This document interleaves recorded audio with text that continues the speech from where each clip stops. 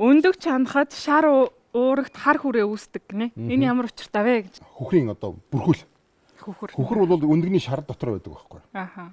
Гэхдээ хөхөр чинь бас муу юм биш тэ хүнд хэрэгтэй юм. Тэр яадаг вэ гэхээр тэр бол нэг муудаж байгаа юм биш. Тэр муу гэсэн юм. Зүгээр яг жоохон тийм өвөр хүмүүстэй хөхрийн амт харагдахаас биш тэглээ тэр өндөг идлэг бас муу гэсэн үг биш. Тэрний ямар тэмдэг гэхээр тэр дэндүү их удаан болгоцсон л гэсэн үг. Тэгээ ундаа болгоцсон. Тэгээ удаан болгосноос гадна хүүт усанд сойгоогүй болох. Яагаад тэгдэг вэ гэхээр хөхөр чинь яадаг байхгүй. Өндөг нь халуунаас зүхтдэг. Одоо нэг ямар юм нэг халуунаас зүхтаад тэгэхээр дотроо илүү халуун байгаа шүү дээ. Тэгээ хүүт усанд тэгэхээр ингээд чинь ингээд цаашаа ингээд явсаар байгаад өндөгнийхөө цагаан гадаргуудыг зогсдог байхгүй. Тэндээ хураагддаг. Тэрийг бол яг зүгээр яаж гаргахыг үнэхээр дургуй хөрөөд байх юм бол тий. Ерөөд хүүтэн усандаа хийхдээ өндгүүд бол хөнгөө жоохон ингээд хаглаад ингээд хийчих бол. Тэгэхээр яг хөглөө тэр хөхөр халуун байгаа дээр. Тэгэхээр хөхөр чинь шууд халуунаас ухтаад нөгөө цагаан юугаараа гараад ус руу орчдөг.